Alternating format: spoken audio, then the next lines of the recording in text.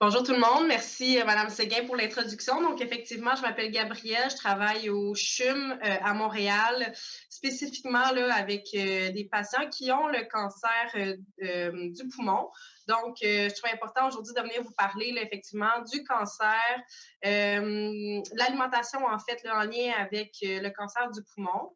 Donc, j'ai divisé ma présentation en trois sections. Donc, d'abord, on va parler au moment du diagnostic, qu'est-ce que je fais avec l'alimentation.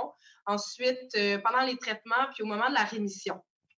Donc, au moment du diagnostic, l'objectif principal, ça va être de maintenir le poids. On va en parler là, plus en détail. Pendant les traitements, encore une fois, on va vouloir maintenir le poids. On va parler aussi des effets secondaires des traitements là, qui peuvent avoir un impact sur l'alimentation et des intoxications alimentaires, là, comment les prévenir. Ensuite de ça, on va parler qu'est-ce que je fais une fois que je suis en rémission. Donc, pour retrouver une alimentation le plus normale. Donc, voilà. Il y aura une période des questions à la fin. Donc, si jamais vous avez des questions, je vous invite à les noter pour qu'on en discute à la fin de ma présentation. Ça va vraiment me faire plaisir d'y répondre. Donc, je reçois un diagnostic ou un de mes proches reçoit un diagnostic du cancer du poumon. Qu'est-ce que je fais? D'abord, pourquoi parler d'alimentation?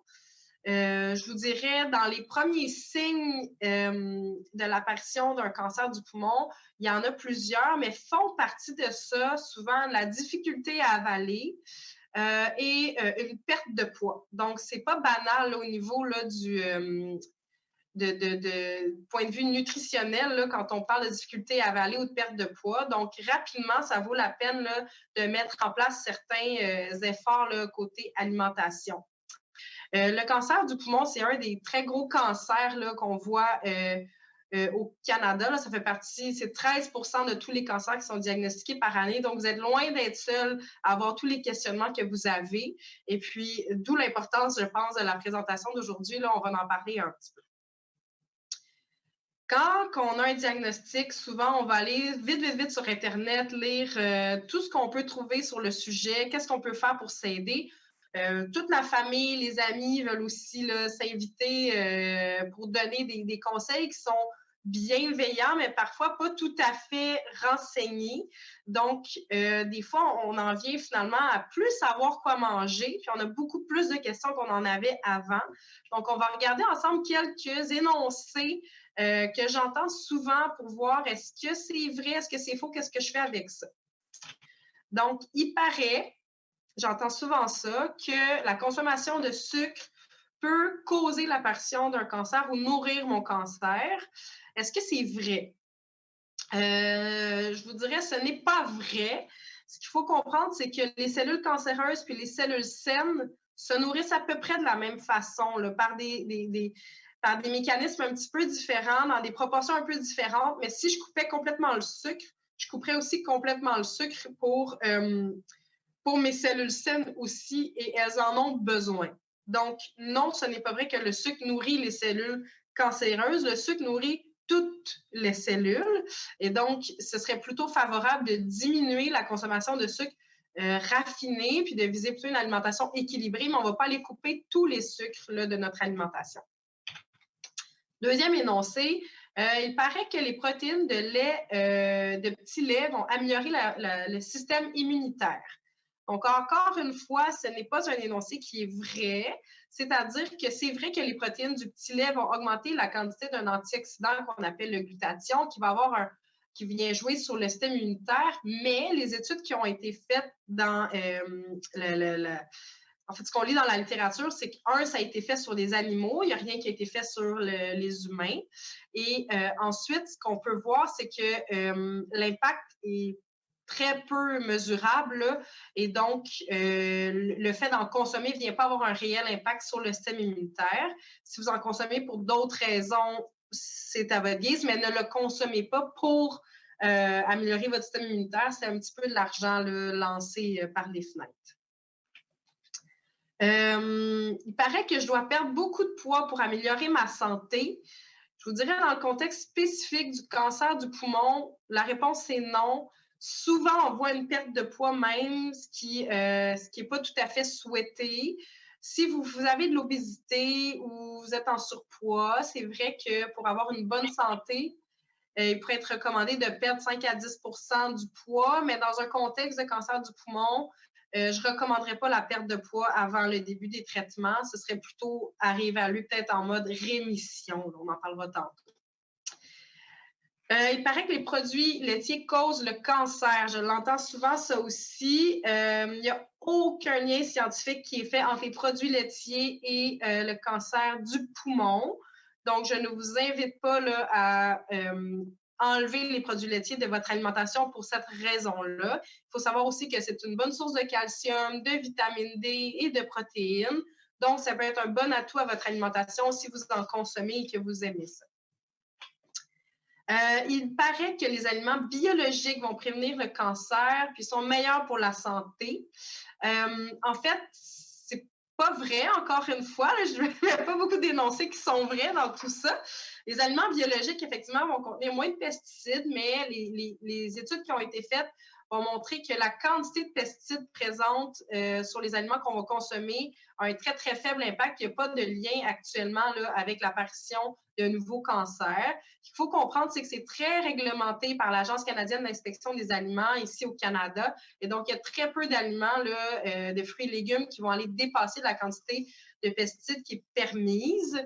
Puis, je vous dirais, les avantages de consommer beaucoup de fruits et légumes, que ce soit bio ou pas bio, vont beaucoup au-delà du fait de la quantité de pesticides potentiels sur les aliments qui ne sont pas bio. C'est des produits qui coûtent plus cher, qui sont peut-être moins accessibles. Donc, mangeons des fruits et légumes plutôt que de se questionner si on mange bio ou pas bio. Si vous avez les moyens de le faire, il n'y a pas non plus de désavantage à le faire, là, mais vivement les fruits et légumes. Dernier énoncé, le curcuma, le thé vert, le chocolat noir ont des propriétés anti-cancer, donc on combat le cancer. C'est vrai que ces aliments-là contiennent beaucoup d'antioxydants. Donc, il y a beaucoup d'études là, qui se sont intéressées à ça en se disant peut-être qu'on peut trouver quelque chose dans tout ça pour aller avoir un effet anti-cancer. Ce qu'il faut savoir, encore une fois, c'est que les études ont été faites sur les animaux et que malheureusement, ce qu'on constate, c'est que ça prend des quantités phénoménales pour avoir un impact et que le corps humain et en fait chez les animaux aussi, la quantité que le corps est capable d'absorber est limitée. Donc, quand on dépasse une certaine quantité, souvent on va avoir l'apparition de diarrhée, d'inconfort gastro-intestinaux. Donc, on va avoir d'autres effets qui vont s'installer avant même de réussir à atteindre un minimum là, pour avoir des bénéfices anti-cancer. Donc, il n'y a pas de désavantage à les consommer, mais ceci étant dit, on ne verra pas, là, ce ne sont pas des aliments anti-cancer. Justement, le terme anti-cancer, est-ce que ça existe des aliments anti-cancer? J'aimerais ça vous dire oui. Mon travail serait tellement plus facile si on avait un aliment qui réglait les cancers, mais malheureusement, là, le terme anti-cancer au niveau des aliments, c'est non fondé. Il n'y a aucun aliment à lui seul qui peut s'opposer au développement d'un cancer.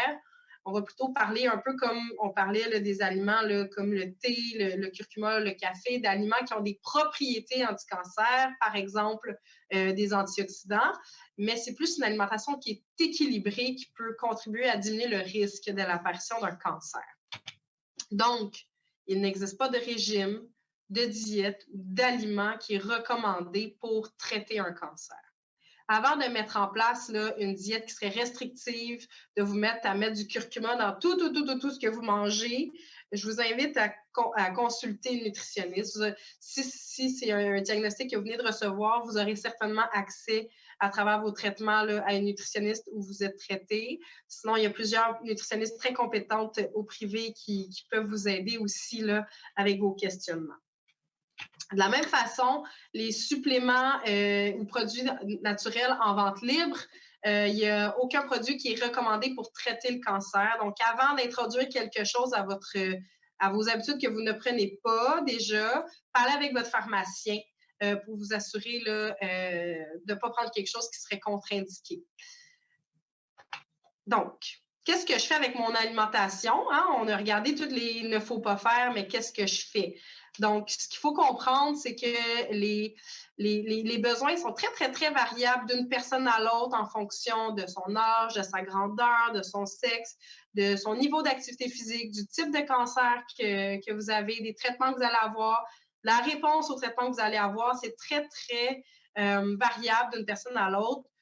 Donc, l'objectif numéro 1, je le répète, c'est de maintenir le poids. Si vous maintenez votre poids, mon niveau d'inquiétude baisse parce que je me dis que votre état nutritionnel est probablement stable et ce que vous mangez est suffisant. Donc, si votre poids se maintient, on ne change pas grand-chose. On continue comme ça. On va favoriser une alimentation qui est équilibrée, qui est variée. On va s'assurer d'avoir une source de protéines à chaque repas. Quand je parle de protéines, je parle par exemple des œufs, de la viande, de la volaille, du poisson, des fruits de mer, les légumineuses de tofu, le fromage, les produits laitiers, le yogourt par exemple, le lait, et les noix et les graines. Donc, d'avoir une source au courant de la journée, là, je vous dirais même 3 fois par jour, si on est capable, par exemple, déjeuner, dîner, souper. Ça ressemble souvent à ça, les repas là, qu'on mange en Amérique du Nord. On va aller chercher un minimum, le minimum de ce qu'on a besoin pour maintenir notre masse musculaire, maintenir notre poids. Donc, c'est ce qui est le plus favorable. Si on est capable même d'en ajouter à nos collations, c'est un plus. Si jamais vous voyez que votre poids diminue, c'est là qu'on va essayer de rajouter des stratégies finalement pour augmenter le poids ou au minimum maintenir le poids, éviter d'en perdre. Donc, comment on fait ça? Eh bien, on va essayer d'augmenter les portions des aliments qui sont bien tolérés. Donc, si moi, ce qui passe bien, c'est mon bol de céréales, ben, je vais manger plus de céréales, puis c'est pas grave. Au yard de la variété, il faut que je mange. Manger plus souvent dans la journée. Donc, on va en parler un petit peu plus tard. Enrichir les mets et les aliments, puis augmenter les calories dans l'hydratation. Donc, on va aller parler de ça.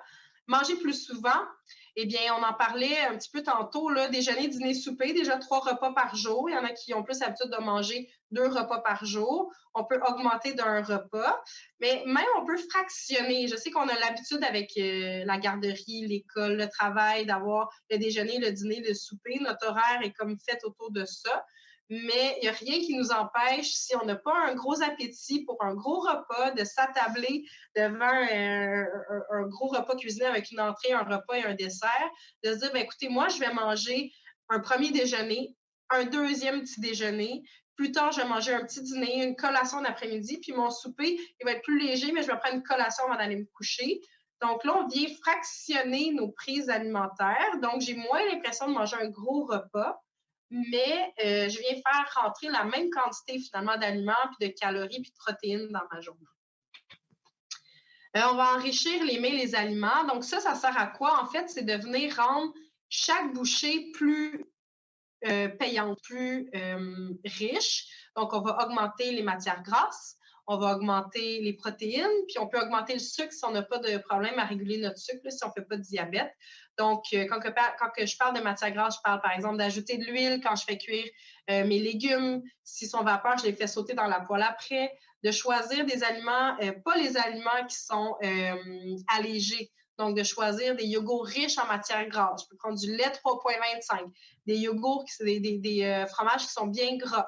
Donc, en fait, tout ce que vous avez déjà pensé faire ou ce que les nutritionnistes vous auraient suggéré dans le passé, on fait l'inverse. On vient rajouter du gras, rajouter du sucre, rajouter des protéines pour que chaque bouchée soit plus payante. Au niveau de l'hydratation, j'encourage fortement à maintenir un bon niveau d'hydratation, donc de 8 à 12 verres de liquide par jour, donc c'est environ l'équivalent de 2 à 3 litres par jour. Pourquoi? Parce que, ça aide à maintenir beaucoup le niveau d'énergie. Souvent, j'ai des gens qui n'ont pas beaucoup d'énergie, mais que c'est l'hydratation le gros problème. On ne compte pas dans cette quantité de liquide-là le café, le thé et l'alcool. Pourquoi? Parce que ce sont des diurétiques, c'est-à-dire que ça fait uriner. Donc, le liquide qui rentre, c'est du liquide qui sort. Donc, je ne les compte pas dans mes verres dans ma journée. Disons que j'ai une bonne journée, j'ai pris 8, 10, 12 verres d'eau, je suis super bien hydratée, mais au bout de la ligne, là, si on regarde mes verres, ça me donne 0 calories parce que c'est juste de l'eau. Je m'excuse. Donc, pour optimiser, dans le fond, mes apports, je peux aussi utiliser ces moments-là pour faire rentrer des calories. Donc, je peux, par exemple, boire du lait, des boissons végétales comme boissons de soya, boissons d'avoine, donc celles que vous aimez, du jus, des smoothies, des potages, donc des liquides, on peut en prendre d'une autre façon pour faire rentrer là, finalement de l'énergie. Donc, il y a toujours aussi les produits, peut-être que vous les connaissez, comme Ensure, Boost, donc les produits, des suppléments à boire qui sont composés et faits pour ce type de situation-là. Donc, si j'ai besoin d'optimiser mes apports parce que c'est difficile pour moi là, de m'alimenter là, suffisamment, donc ça peut venir compenser pour un repas manqué, par exemple, ou je peux le prendre en collation pour ajouter à ce que je mange déjà parce que j'ai pas beaucoup d'appétit. Donc, ce qu'il faut comprendre, c'est qu'une bouteille, 2 bouteilles valent pour un repas. Donc, si je sautais mon dîner, par exemple, je pourrais prendre 2 bouteilles là, d'un supplément à boire. J'ai pas mal fait le tour de ce que je vous recommanderais en pré-traitement. Donc, l'objectif, je le répète, c'est de maintenir le poids, de mettre les stratégies en place nécessaires pour maintenir votre poids. Quand les traitements commencent, pourquoi on parle d'alimentation? Eh bien, c'est surtout parce qu'on veut maintenir l'énergie puis la qualité de vie pendant les traitements. Aussi, je le disais tantôt, on voit une meilleure tolérance puis une meilleure réponse au traitement chez les gens qui ont maintenu leur poids ou qui ont un meilleur état nutritionnel. Puis on peut voir que le risque d'infection, de complications va diminuer. Aussi, si on a une chirurgie, on va avoir une meilleure récupération. Soit on voit une moins longue hospitalisation. Donc, il y a beaucoup de bénéfices à mettre en place tout ça pour avant les traitements et pendant les traitements, essayer de maintenir le poids. Pendant les traitements, ceci dit, il y a souvent l'apparition d'effets secondaires. Donc, dans les premiers jours, on va souvent avoir de l'apparition de nausées ou vomissements des 2-3 premiers jours après le traitement de chimio. Après, il va y avoir diarrhée, constipation qui vont apparaître, des ulcères dans la bouche, la neutropénie, c'est-à-dire une diminution du système immunitaire. Puis, la perte d'appétit aussi qui peut être présente là, pendant les 2 premières semaines. Ce qu'il faut comprendre, c'est que ça ne veut pas dire que si vous avez de la chimiothérapie, que vous allez avoir tous ces effets secondaires-là, sauf que ce sont tous des effets secondaires potentiels. Donc, ça peut apparaître à petit ou grand déploiement là, pour vous selon là, votre réponse au traitement. Puis donc, on peut voir que dans les 2 premières semaines, c'est là qu'il y a le plus gros des effets secondaires. Et puis, rapidement arrive finalement le 2e ou le 3e ou le prochain traitement va arriver. Et donc, on a comme un tout petit répit là, où est-ce qu'on récupère puis on a l'impression de retrouver notre alimentation, là, si on veut, normale. C'est pour ça qu'on va essayer vraiment de répondre aux effets secondaires pour diminuer leur impact là, sur votre état nutritionnel. Si vous avez de la radiothérapie, on voit aussi des effets secondaires comme la perte d'appétit. On parle encore de nausées, vomissements, de diarrhée, constipation. Il peut y avoir un changement du goût, il peut y avoir une bouche ou une gorge qui est douloureuse, manque de salive dans la bouche, un brûlement d'estomac ou l'infection des muqueuses dans la bouche. Donc, ce qu'il faut comprendre, c'est que tous ces effets secondaires-là vont souvent avoir un impact sur la quantité que je vais manger.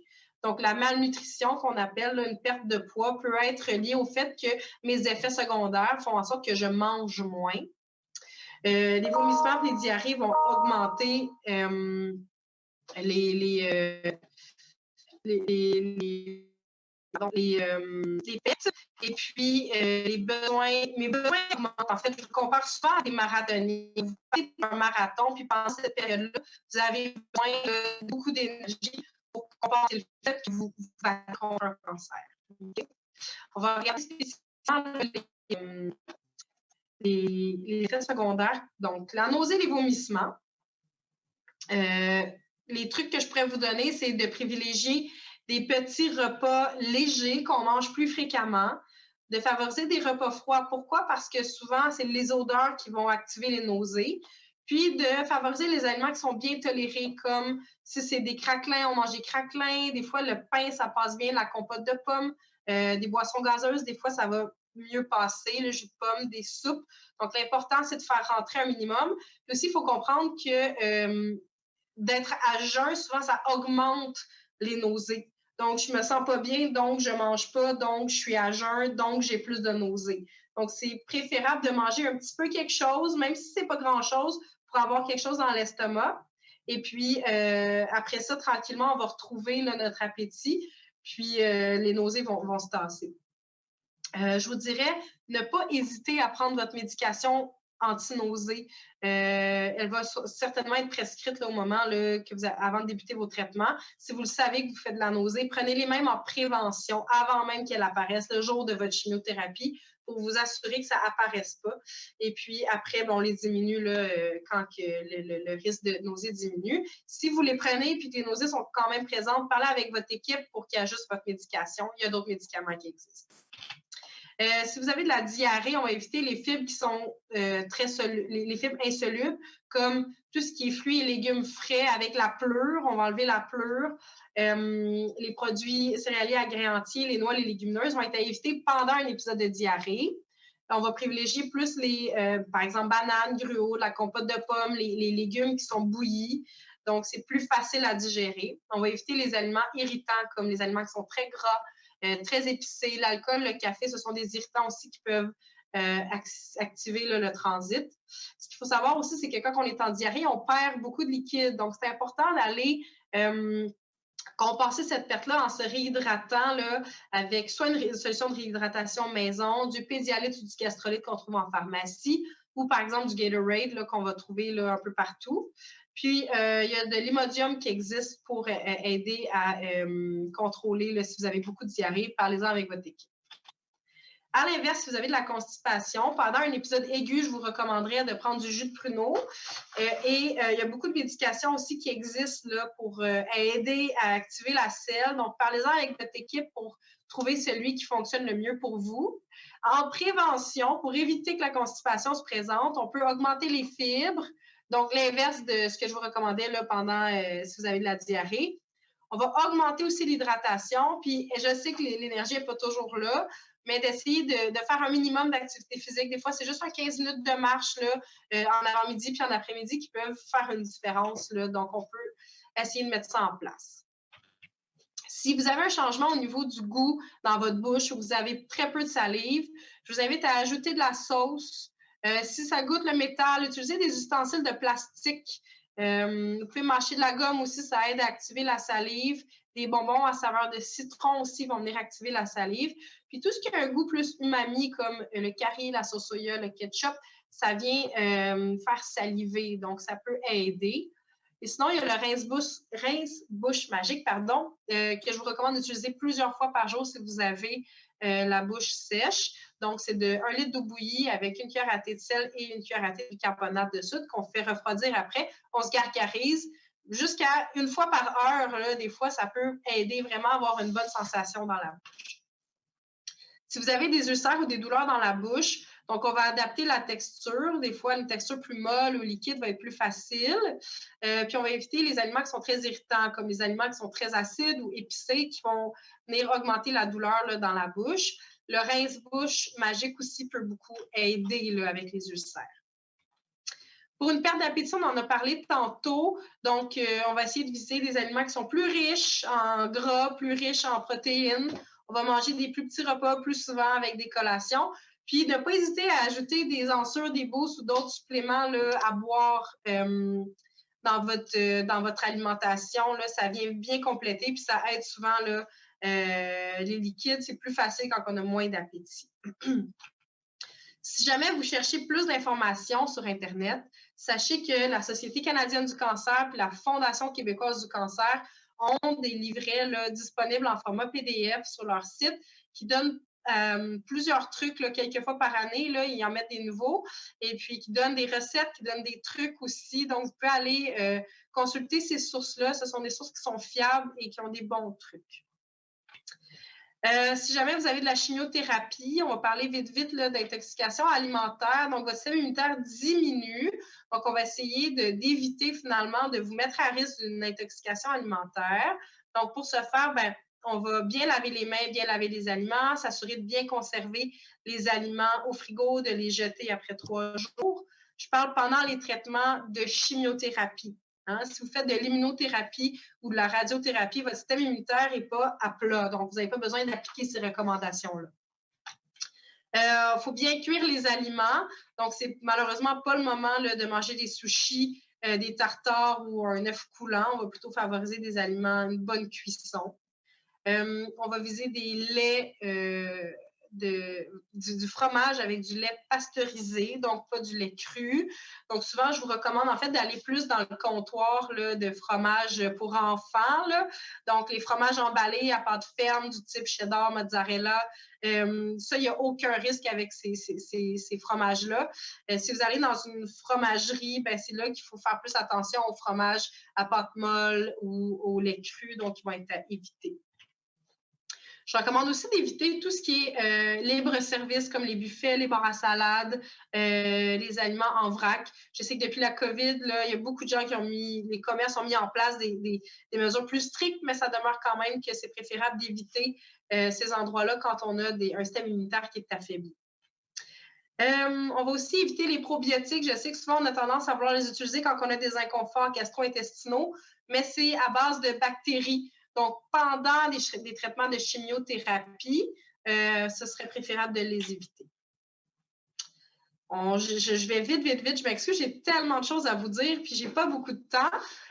Donc, je vous dirais, ça fait le tour de ce que je voulais vous dire au niveau des traitements. Donc, c'est vraiment, pendant les traitements, de gérer les symptômes quand ils se présentent, puis même si on le sait qu'ils se présentent, d'y penser d'avance, de prendre la médication d'avance pour prévenir le fait qu'on va moins s'alimenter parce qu'on a des effets secondaires qui sont présents. Okay? Sachez que vous avez souvent une nutritionniste qui est disponible dans votre équipe pour vous aider, donc n'hésitez pas à communiquer avec elle ou lui là, pour avoir des trucs. Bonne nouvelle, les traitements sont finis, vous êtes en rémission, mais souvent, c'est là qu'arrivent quelques questions. Mes traitements sont terminés. Qu'est-ce que je fais pour retrouver une alimentation normale? Mais souvent, ce que j'entends, c'est comment je fais pour pas que ça revienne, mon maudit cancer. C'est comment je fais avec l'alimentation pour éviter un risque de récidive. Ce qu'il faut comprendre, c'est que les cancers, le cancer du poumon et tout cancer, c'est pas attribuable à une seule cause, c'est multifactoriel. L'alimentation pourrait diminuer jusqu'à 30 % du risque, mais encore une fois, c'est très multifactoriel. Ceci étant dit, il y a quand même des recommandations qui sont faites. C'est les mêmes recommandations que celles pour prévenir la prévention là, contre un cancer. Donc, on parle, par exemple, de maintenir un poids santé, d'éviter le surpoids, l'obésité, diminuer la consommation d'alcool, diminuer la consommation de viande rouge, diminuer l'alimentation qui est très salée. On va favoriser des fruits et légumes, des aliments riches en fibres. On va parler des modes de cuisson aussi là, un peu plus tard. Donc, après les traitements, une fois que le risque de perdre du poids de façon importante est passé, si vous êtes en surpoids ou que vous présentez de l'obésité, ce serait favorable de perdre 5 à 10 % de votre poids et d'essayer de maintenir un poids le plus proche de votre poids santé adulte et d'éviter un grand gain de poids, donc pour essayer de maintenir une meilleure santé. Comment on fait? Bien, on va essayer d'éviter de consommer beaucoup d'aliments riches en sucre, qui sont riches en gras. Donc, vraiment, c'est l'inverse de ce que je vous disais pendant les traitements. Donc, on va plutôt favoriser, puis on va éviter la restauration rapide le plus possible. On va limiter la consommation de produits qui contiennent beaucoup de sucre rajouté. Je me répète, en fait, là, et des aliments gras. Les boissons alcoolisées accompagnées du tabac, la littérature le dit, il y a une augmentation du risque du cancer. Donc, je recommande, mais c'est sûr que vous le savez, ça fait partie des recommandations là, d'arrêter de fumer si c'est possible et de diminuer la consommation d'alcool. Ce qui est recommandé, c'est d'éviter de consommer pour un homme plus de 2 consommations par jour et pour une femme plus d'une consommation par jour et de ne pas consommer de l'alcool tous les jours. Puis là, on parle de tout type d'alcool confondu. Au niveau des viandes rouges et charcuteries, dans les dernières années, il y a un lien qui a été fait avec le cancer colorectal. Donc, ce n'était pas un lien avec le cancer du poumon comme tel, mais dans les recommandations de saine alimentation générale, c'est quand même assez clair là, que de diminuer la consommation de viande rouge vient aider à augmenter la santé. Donc, puis les viandes transformées comme les charcuteries, par exemple, là, aussi. Il y a plusieurs alternatives qui existent.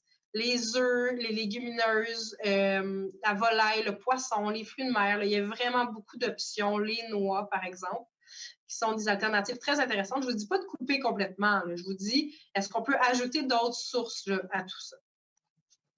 Au niveau de l'alimentation riche en sel, c'est aussi recommandé de diminuer, d'avoir une alimentation qui est peut-être plus...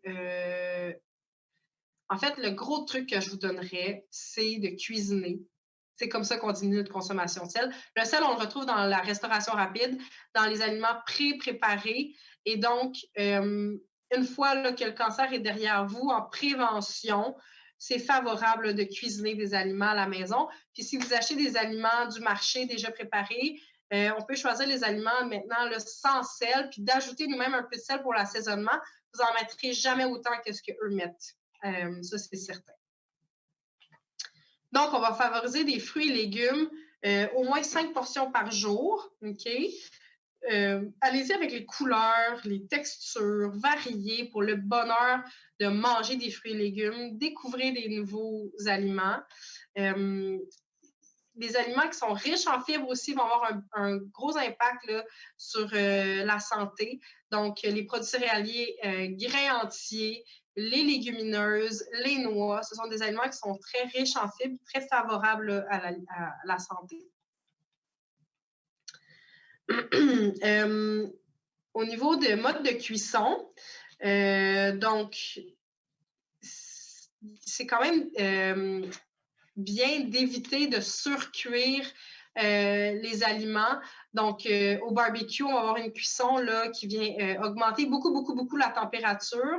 Et puis, c'est préférable d'éviter d'utiliser ce type de cuisson-là trop souvent parce qu'il y a un lien qui existe entre l'apparition de cancer et la cuisson là, carbonisée qu'on appelle. Donc, on va plutôt favoriser une cuisson au four ou une pré-cuisson, par exemple, au four à micro-ondes pendant 10 minutes. Et puis ensuite, aller juste saisir là, les aliments. Donc, c'est un mode de cuisson qui pourrait être favorable. Au niveau de l'entreposage, on va essayer, c'est un petit peu un rappel, d'éviter d'avoir de la contamination par moisissure. Donc, on veut entreposer dans un endroit qui n'est pas humide et puis faire une bonne rotation là, de nos aliments. Au niveau de la supplémentation, je recommande fortement d'atteindre le plus possible vos besoins via l'alimentation et non pas à travers des vitamines puis des suppléments. Et la vitamine D que je recommande vraiment souvent parce qu'en Amérique du Nord, on a plus de difficultés à l'avoir. Mais le reste, là, c'est vraiment préférable d'essayer de manger varié pour aller chercher tout ce qu'on a besoin plutôt que d'aller chercher une multivitamine. Ceci étant dit, si vous n'y arrivez pas, la multivitamine peut être intéressante. Pour le cancer du poumon et les fumeurs, ce n'est pas recommandé de consommer des suppléments à base de bêta-carotène. Donc, si vous en prenez, là, je vous invite à en discuter avec votre équipe médicale. La vitamine D, bon, comme je le disais, là, moi, je recommande là, presque à tout le monde d'en prendre parce qu'on n'en a pas beaucoup ici en Amérique du Nord. Le soleil s'en vient, mais on ne l'a pas toute l'année. Et puis, il y en a dans les produits laitiers enrichis, mais d'en avoir une capsule de plus là, par jour ou par semaine, selon comment vous la prenez, c'est bénéfique là, pour la santé. Je suis allée vraiment vite. J'espère que vous avez réussi à me suivre. Est-ce qu'il y en a qui ont des questions par rapport à tout ce qui a été dit? Tout d'abord, merci, Madame No, pour cette présentation très éducative. Et oui, tout à fait, nous avons quelques questions provenant des participants. Donc, voici la première. En chimiothérapie, on se fait recommander d'éviter certains produits non pasteurisés, comme par exemple le miel ou certains fromages, mais également les aliments ayant beaucoup de probiotiques, comme certains yogourts, et le thé vert, entre autres. Et est-ce qu'on doit également éviter ces aliments lorsqu'on suit une thérapie ciblée? En fait, effectivement, là, comme je le disais dans la présentation, c'est spécifique à la chimiothérapie. Donc, si vous n'avez pas de chimiothérapie là, dans votre cursus, ces recommandations-là ne s'appliquent pas. OK? Mais oui, il faut éviter les aliments qui sont non pasteurisés, que ce soit le miel, les fromages ou tout type d'aliments qui peut être non pasteurisés ou que votre beau-frère fait lui-même à la maison. Là, donc, on va les éviter.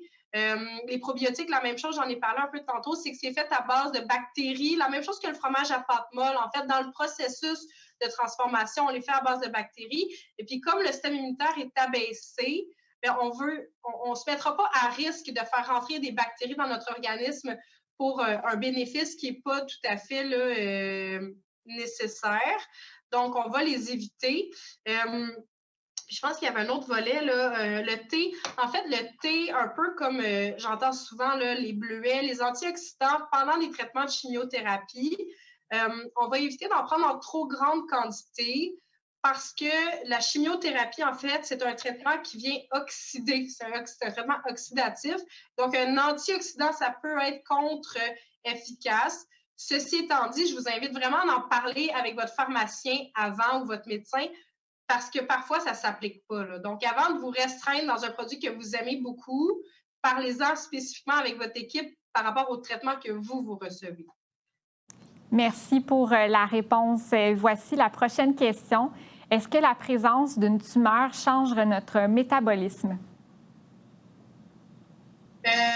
C'est-à-dire, oui et non. La présence d'une tumeur vient faire en sorte que votre mécanisme de défense s'active et puis vous allez avoir un peu, je vous compare un peu comme un marathonien, là, je le disais tantôt, la tumeur et les traitements viennent augmenter vos besoins généraux, en fait. C'est-à-dire que c'est pour ça qu'on voit souvent une perte de poids qui s'installe parce que votre métabolisme vient comme augmenter finalement. C'est difficile de généraliser, c'est très variable d'une personne à l'autre. C'est aussi possible que votre métabolisme, dans votre cas, ça reste stable. Donc, c'est vraiment de voir, moi, vraiment, là, c'est le poids qui est mon gros indicateur. Si votre poids se met à diminuer, probablement que votre métabolisme a augmenté et que vous avez besoin de compenser puis de manger davantage parce que vous avez besoin là, de plus d'énergie finalement pour combattre là, votre cancer. Merci encore pour la réponse. Et voici une dernière question. Les shakes de protéines comme ceux que boivent les gens qui s'entraînent, est-ce que c'est bon ou c'est mauvais? C'est ni bon ni mauvais, c'est-à-dire je recommande la prise de protéines en poudre quand on a de la difficulté à s'alimenter. Ceci étant dit, dans les shakes de protéines pour les sportifs, ce qu'il faut faire attention, c'est que c'est pas toujours bien réglementé. Et puis, il peut y avoir là, des ingrédients qui sont non pasteurisés, qui ne sont pas contrôlés là, par l'Agence canadienne d'inspection des aliments. Donc, il y a un risque associé à ces produits-là. Mais comme tel, de prendre un shake de protéines ou de se faire nous-mêmes une boisson riche en protéines, ça peut être bénéfique, en fait, là, pour augmenter les apports en protéines dans votre journée. Mais j'irais choisir un produit peut-être qui se vend plus en pharmacie ou qui est bien réglementé là, par l'Agence d'inspection des aliments avant d'utiliser un produit comme ça. Là.